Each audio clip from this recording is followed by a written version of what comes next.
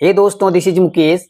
आज के वीडियो में हम लोग बात करेंगे इच्छा हो या ना हो, मर्जी हो या ना हो, ऐसे सेंटेंसेस को इंग्लिश में किस तरीके से बोला जाता है। जैसे कि तुम्हारी इच्छा हो या ना हो तुम्हें पढ़ना पड़ेगा, उसकी इच्छा हो या ना हो, या उसकी मर्जी हो या ना हो उसे वहां जाना पड़ेगा।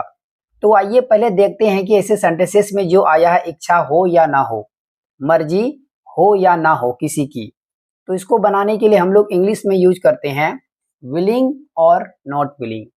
विलिंग और नॉट विलिंग, इसके लिए आप ऐसे भी बोल सकते हैं वेदर, उसके बाद सब्जेक्ट विल और नॉट। यहां तक आपको लिखना पड़ेगा, या तो लिखिए विलिंग और नॉट विलिंग, यानी तो वेदर के बाद सब्जेक्ट, उसके बाद विल और नॉट, फिर लगाएंगे कॉमा।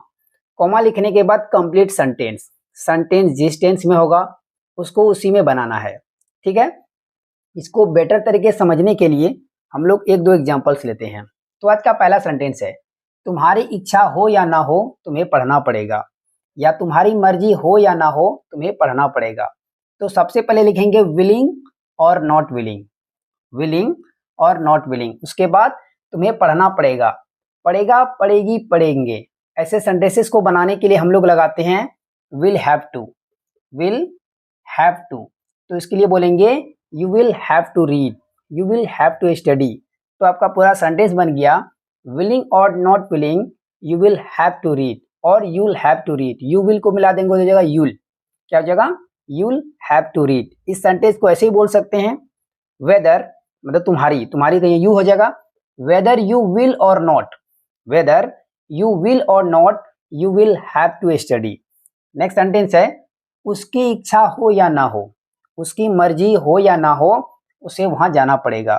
तो इस सेंटेंस के लिए आप कहिएगा वेदर सी विल और not she will have to go there, whether she will और not she will have to go there. यानी तो willing or not willing she will have to go there. यहाँ पर कोई सब्जेक्ट लगाने की जरूरत नहीं है विलिंग वाला सेंटेंस में, विलिंग वाला फ्रेज के साथ।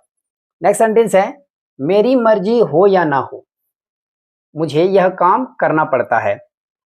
प्रेजेंट में सेंटेंस, उसके लिए बोलेंगे willing or not willing I have to do it, willing or not willing I have to do it. यानी तो वेदर आई विल और not I have to do it.